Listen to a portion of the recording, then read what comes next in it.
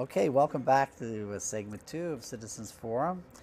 Um, Today we have with us Sharon Noble. She's the director of the Coalition to Stop Smart Meters. And I think almost everybody knows what the smart meters are and what the issues are. But just to go over that, BC Hydro has swapped out our old analog meters, our old very dependable hydro meters, with new digitized radio frequency radiation emitting so-called smart meters, and this has created a whole range of problems for us. There's issues always around the ability, what these meters can do for the technology, that it really appears to be a surveillance type technology. Of course, our bills are skyrocketing, and part of that reason is using this technology. And there's issues around democracy and all sorts of other issues swirling. But what Sharon is coming to us today about is we're going to focus in on issues around the safety of this equipment and how it's been malfunctioning, and particularly how it's been causing fires. So welcome, Sharon. Very glad to have you here today. Thank you very much, Walt. So firstly, Lynn Garris is the former head of the BC Fire Chiefs Association, and he has assured us that there has been no smart meter fires at all. How do you respond to that? There are many ways to respond, but I'll point out some of the major issues. First, Len Garris was commissioned by BC Hydro and paid $15,000 to prepare a report. Now, right off, that smacks of conflicts of interest, if you ask me, to get paid to write a report for the company that you're investigating. What he did was look at the fire commissioners, the provincial fire commissioners' annual report, in which he itemizes the statistics showing what kind of fires have occurred in very broad terms. There's no code for smart meter fires, only electrical, grass, this sort of thing, very big issues. Oh, so there's no real one indicator that we could point to and say, okay, that's a smart meter fire. Just electrical. Mm-hmm. And so what Len Garris did is he looked at the numbers of electrical fires over the last couple of years and saw that there were fewer. And therefore, he jumped to the conclusion that there would be no smart meter fires. That's totally illogical. But in addition to that, he didn't bother to look at the fact that this fire commissioner is not getting reports the way he's supposed to be. Budgets have been cut over the last few years. And even though legally he's supposed to be getting reports immediately after a fire has occurred, he's not. I've asked for fire reports on fires that have occurred 2-3 years ago, and the reports aren't there. So therefore, Len Garris based his statement that smart meters are safe on erroneous, not only was he a logical conclusion, but based on erroneous information. So basically, they're not really gathering the data that would be necessary in order to make a statement like that. That's right. They don't know, but they're just making that statement. That's right. He took his $15,000 and ran. Quite happily, yeah, Right. I'm sure. Now, what agencies are ensuring that our safety is being protected? And what monitoring is there being done on smart meters? Sadly, there's not any. And this is what I've found over the last while. Under the law, for instance, as I said before, the fire commissioner is supposed to be getting reports. That's not happening. No, there's no code for smart meters, and any of the reports that are being done are at very high levels. I get reports that say, for instance, an electrical malfunction of the distribution equipment. What does this mean? Mm-hmm. I try to find out, and I'm stonewalled. Secondly, I try to go to the BC Safety Authority and find out what they have. If they've found that there's been any electrical problem, because they're supposed to be investigating electrical problems. And they told me, even though I did get some reports from them showing that there were smart meter failures and involvement with fires, they can't do anything about it. The government has told them they can't get involved with smart meters. The same is what happened with the BC Utilities Commission. Wow. As you know, the BC Utilities Commission, under the BC Utilities Act, is charged with our safety, maintaining that hydro is working in a fair, equitable, and safe manner. Well, when I've taken fires, information about failures, information about laws being broken, to the BC Utilities Commission? Nothing. They say that their hands are tied under the Clean Energy Act and under Direction 4, which was the meter choice opt-out program. They were told, hands off anything relating to the smart meter program. No one's monitoring, no one's tracking. And what is even more concerning is, for instance, things like with the fire inspectors, they can't do their jobs. Hydro is taking the meters from the fire scenes. As well, the meters themselves are burning up. So there's nothing to inspect. So basically, if there's a report of a fire, a house fire, and BC Hydro shows up, for instance, to cut the power off, and if the meter was on fire, they could just remove that meter and head off the site with it. That's what they do. And even though it's illegal, they're doing it. The fire commissioner, when I questioned him about this, said, well, it's Hydro's equipment. They can do with it what they want. And I said, but that's against the Fire Standards Act. And he says, yes, it is. But that's what Hydro's doing. When you see something like that occurring, I mean, it just causes so much distrust. It does. Because the public is wondering, well, if there's nothing to hide, leave the equipment there, let us look at it, Well, Hydro has said, and I've got a television, there was a Czech News, I think out of Vernon, where Hydro took the meter from the scene of a fire, and they told the fire chief they were taking it to inspect it. And so I checked with Hydro. I said, can I have your inspection report? And they said no. So I went to their lab, PowerTech. PowerTech says they've never received a smart meter to investigate. Out of the hundreds of failures, out of the many fires, they've never investigated a smart meter. So where do you think these meters are? I went to the Hydro, and I said, what happens to the failed meters? Are you inspecting them the way you're supposed to? And they said, no, there has never been a meter fire. And should a meter fail, we send it to Itron directly for a replacement. So no one is investigating, no one is checking these meters, and the fire inspectors cannot, because either the meter is gone or it burns up in the fire.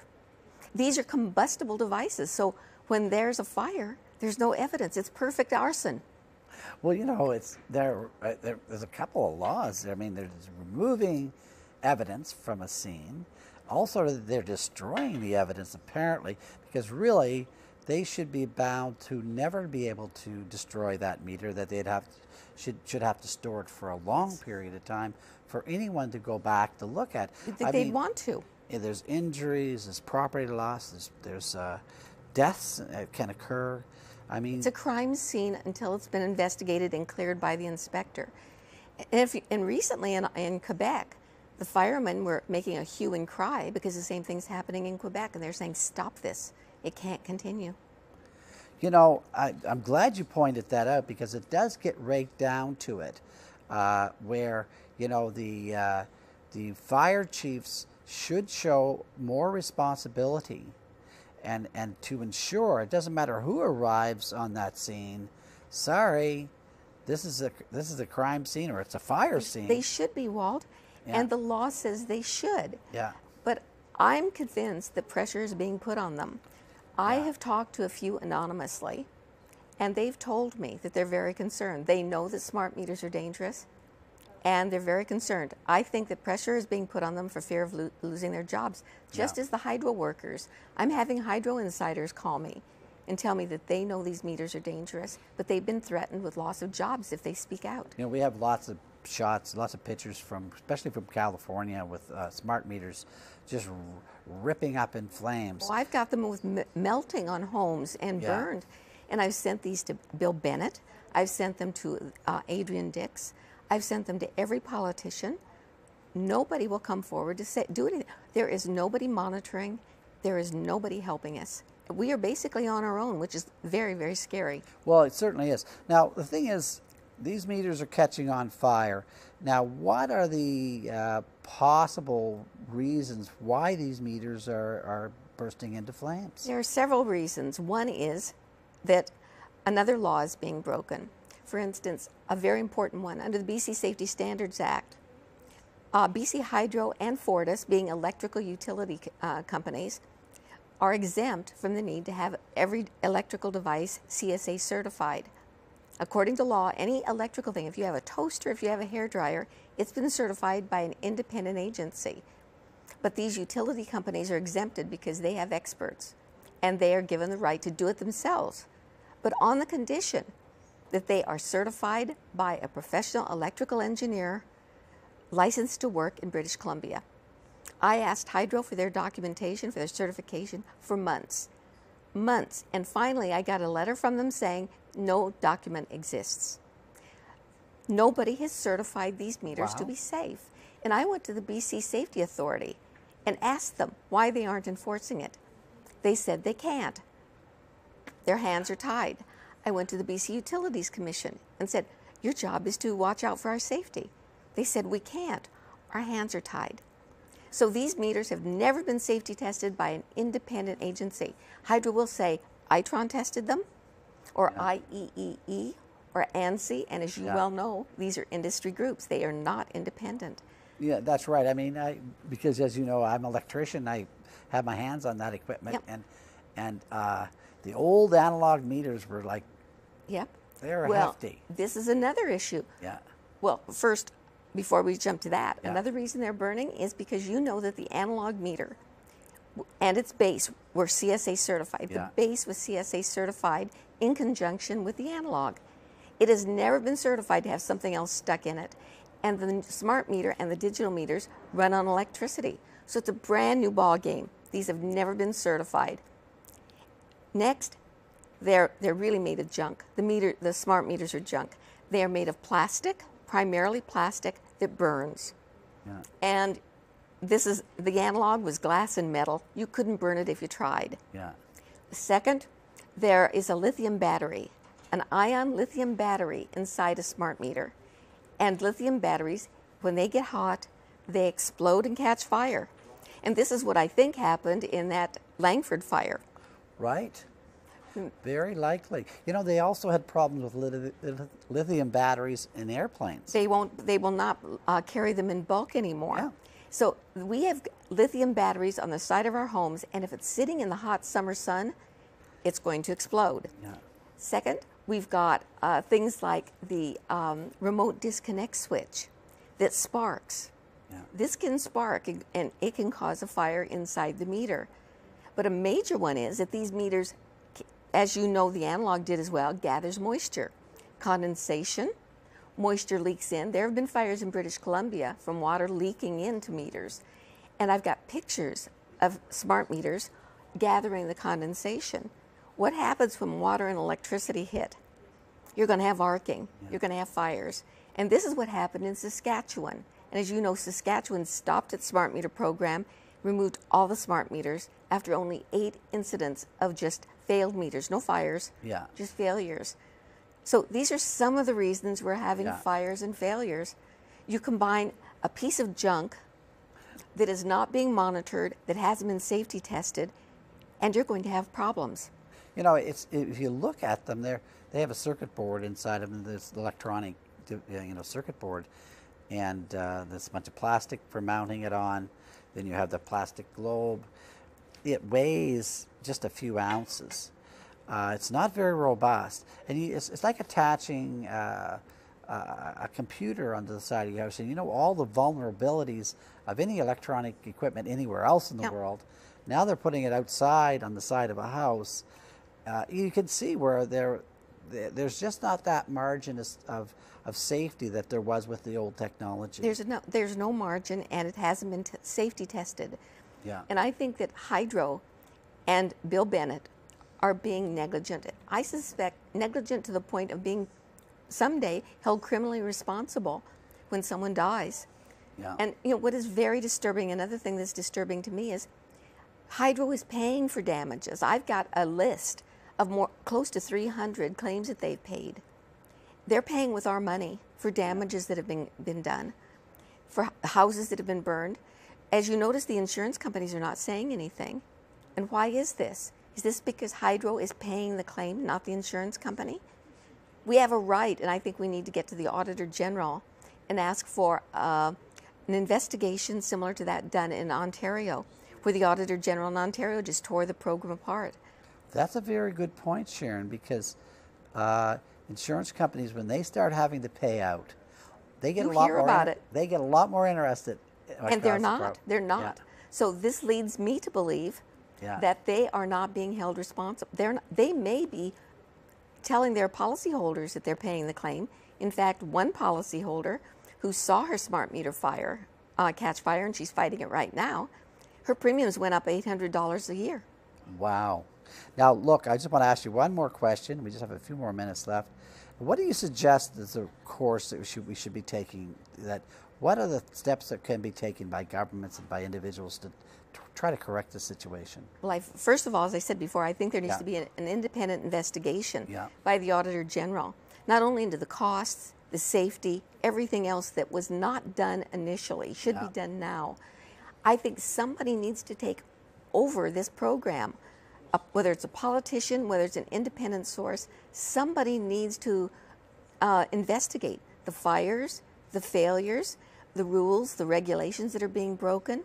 Somebody needs to look out for us. Now, what entity could do that? I mean, are we thinking about would it be a provincial organization? Would it be federal? It's perhaps? provincial.